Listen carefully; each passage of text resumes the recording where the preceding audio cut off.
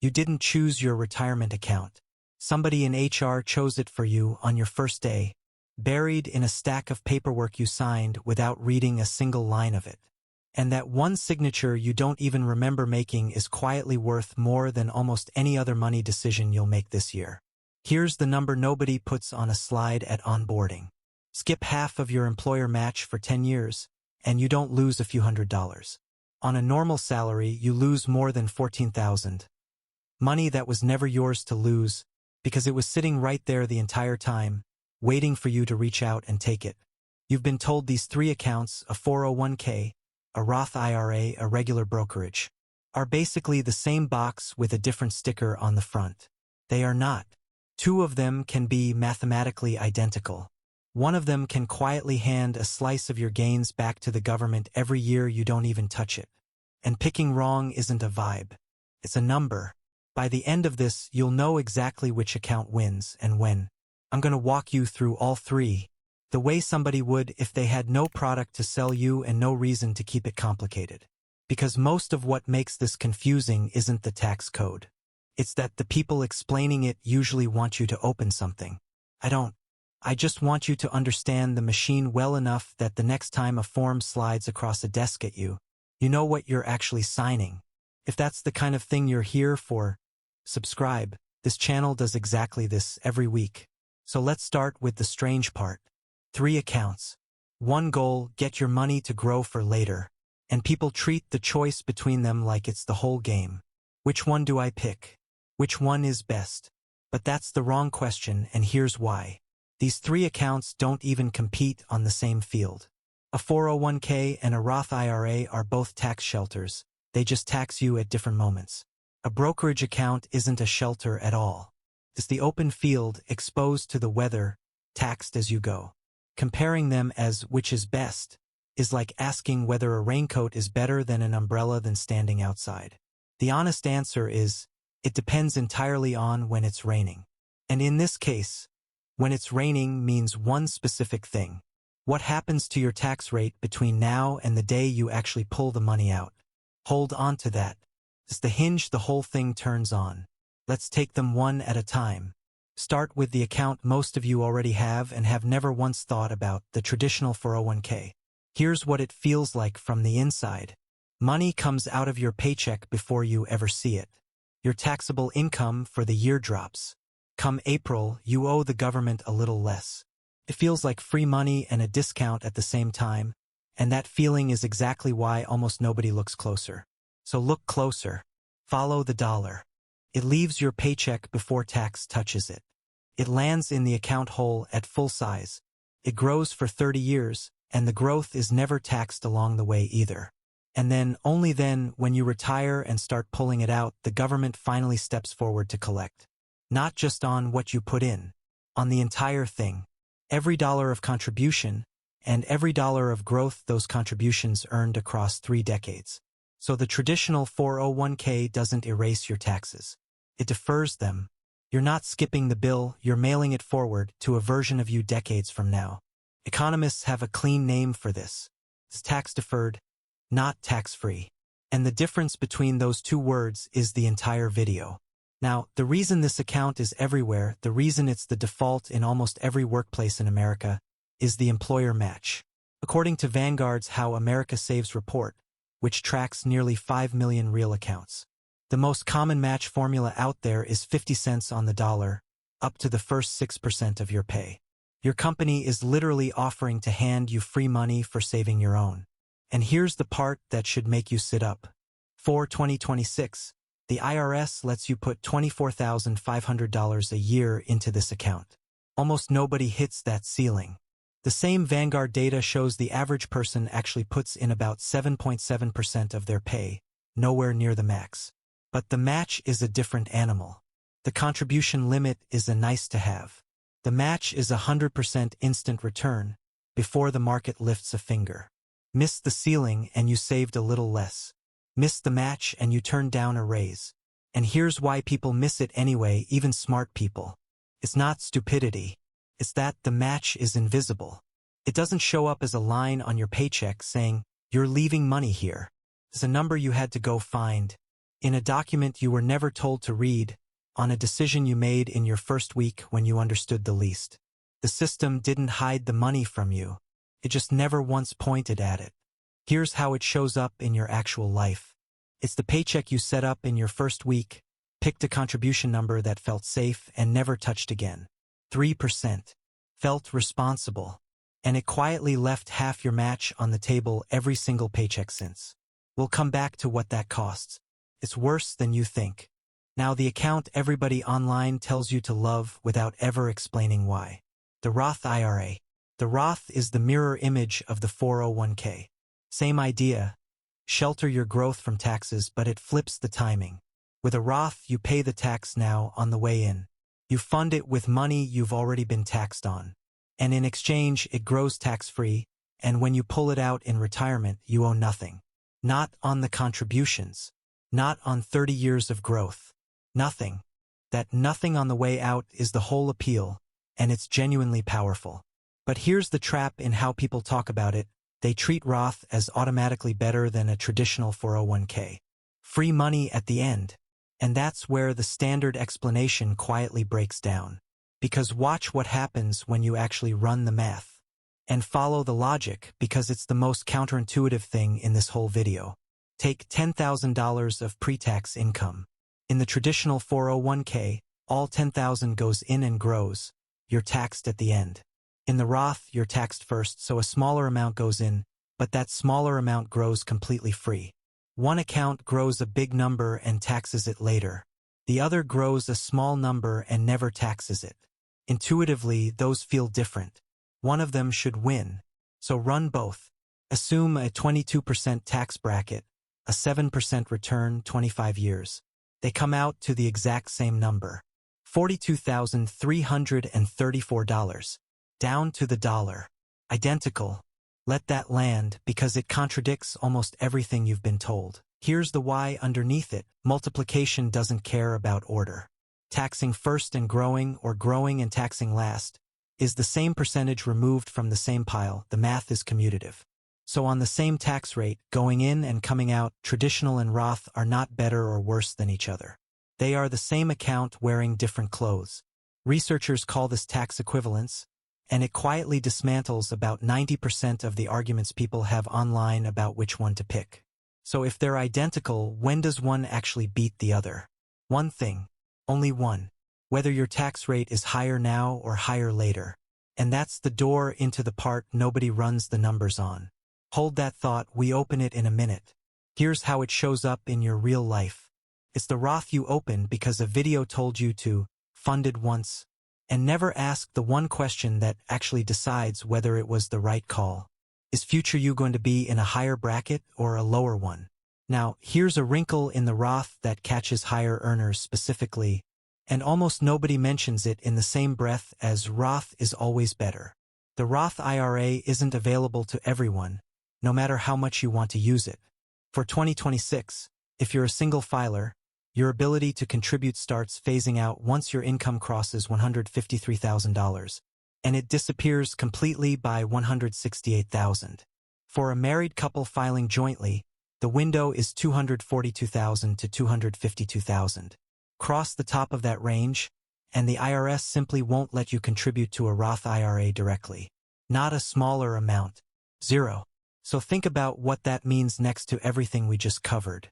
The account that locks in a low tax rate forever, the one that wins when your income is rising, is exactly the account that starts locking you out the more your income actually rises.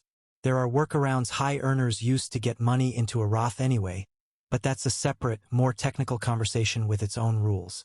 The point here is simpler, and it matters for how you think about all three accounts.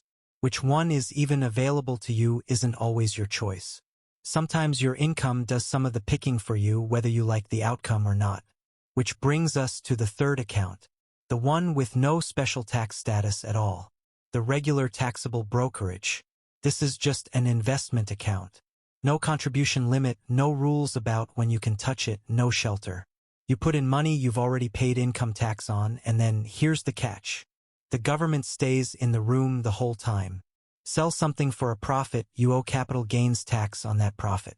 Collect a dividend, that's taxable too. Every year, the account leaks a little to the IRS, even in years you don't withdraw a cent. Now, the tax code isn't cruel about this. If you hold an investment longer than a year, you get the long-term capital gains rate, which is lower than your income rate. For 2026, the IRS sets it at 0, 15, or 20%, depending on your income. A single filer pays 0 on gains up to about $49,000, then 15% above that. That preferential rate is real, and it's a genuine advantage over being taxed like ordinary income. But here's where people get seduced by that low number. Only 15%. They say like it's a rounding error. So let's trace what 15% actually does over time. It's not a one-time fee. Every time a gain gets taxed, the dollars that leave for the IRS are dollars that stop compounding forever. You don't just lose the 15%. You lose everything that 15% would have earned for the next 20 years. A small leak on a long enough timeline drains a surprising amount of the tank. Watch the same $10,000 again. Same 7%, same 25 years. In the sheltered accounts, you ended at $42,300. In the brokerage, after that 15% bite on your gains, you end at $37,154. More than $5,000 gone, purely to the fact that this account was standing out in the weather the whole time while the other two were under a roof. And notice why this one catches people specifically. The sheltered accounts hide their advantage. You never see the tax you didn't pay. The brokerage hides its disadvantage the same way. The leak comes out in small annual bites you barely notice on a tax form. Nobody feels $5,000 leave. It goes 15% at a time, quietly, in years you weren't even paying attention. Here's how it shows up in your real life. It's the account you're proud of because you set it up yourself off the beaten path. And it's quietly the least tax-efficient dollar you own. Which is exactly why what I'm about to tell you next is going to sound wrong. Because there's a specific situation where this worst account is the smartest one in the room. We're almost there. Now let me make all of this real with two people. Same company. Same salary, $65,000. Same 401k sitting there, offering the same match. 50 cents on the dollar, up to 6% of pay. Call them Dana and Marcus. Marcus does what most people do. He sets his contribution at 3% because 3 sounded safe and grown up, and he never looks at it again. Dana reads the plan document, the boring one, and sees that to capture the full match, she needs to contribute 6%. So she does. Here's what that difference is worth. To get the full match, Marcus needed to defer 6% and only did 3%. So every year, he leaves half his available match sitting on the table. On a $65,000 salary, that's about $975 a year in free employer money he simply doesn't take. $975. Doesn't sound like a catastrophe, does it? Now compound it. At a 7% return over 10 years, the match Marcus left behind would have grown into more than $14,000. That's the number from the very start of this video. That's what the paperwork you didn't read actually costs. And this isn't a hypothetical I made up to scare you. Back in 2015, a study by Financial Engines looked at millions of retirement accounts and found that 1 in 4 employees weren't contributing enough to get their full match, leaving, on average, over $1,300 a year on the table each. That study's a decade old now, so don't take the exact figure as today's number. But the pattern it caught is timeless. People don't skip the match because they did the math and declined. They skip it because nobody ever showed them the math at all. Marcus isn't lazy. Marcus is normal. And normal in this system is expensive. Okay, you know how all 3 work. Now the payoff, when does each one actually win? Because remember, on the same tax rate, the traditional 401k and the Roth were identical. The tiebreaker was one thing: which direction your tax rate moves. So let's move it. Scenario 1. You're a high earner today in a 24% bracket, and you expect to spend less in retirement, landing in a 12% bracket. Run it. The traditional 401k wins by about $6,500 on that same $10,000 contribution. Why? Because you deferred the tax when your rate was high and paid it when your rate was low. You arbitraged your own future. That's the traditional 401k's home field. Scenario 2. Flip it. You're early in your career, low bracket now, say 12%. But you're on a trajectory where you'll be earning much more later, in a 24% bracket in retirement. Run it. Now the Roth wins by that exact same $6,500. You paid tax cheap on the way in and locked out the higher rate forever. Same money, same market, opposite winners. And the only thing that changed was the direction of one number. That's the whole decision. Not which account is best. When is your tax rate higher, now or later? And the brokerage? Remember the open loop, the account with no tax advantage being the smartest in the room? Here it is. You've already maxed your 401k and your Roth for the year. You've hit the legal ceiling on both shelters. Now you want to invest more. The brokerage is the only door left open. No contribution limit, no early withdrawal penalty. Full access to your money before retirement. For the money that has nowhere else to go, the worst account becomes exactly the right tool. Not because it's tax efficient, because it's free of rules, free to reach, when the other two won't let you in. All right, you know what's happening. Now here's what you actually do with it in order. First, capture the full match. Before anything else, before you optimize a single other thing, contribute enough to get every dollar your employer offers. That's the highest return move available to any normal person, and it's just sitting there. If you do nothing else in this entire video, do this one. Second, ask the one question. Do you think your tax rate is higher now, or will be higher later? If you genuinely don't know, and most people honestly don't, splitting between a traditional and a Roth is a completely reasonable hedge. Put some in each. You don't have to predict the future perfectly. You just have to stop pretending the question isn't there. Third, use the brokerage for what it's for. Once your sheltered accounts are full for the year, or when you need money you can actually reach before retirement age, that's its job. Not before. Filling the leaky bucket while the sealed ones sit empty is the single most common ordering mistake people make. None of this requires you to become a finance person. It requires you to spend 20 minutes on a form you already signed once without looking. That's it. This isn't investment advice. Your situation is yours, and a real advisor can price in the details I can't see from here. But the framework holds for almost everyone. So let's bring it home. 3 accounts. The 401k taxes you later. The Roth taxes you now. The brokerage taxes you the whole way through. And on the same tax rate, the first two are twins.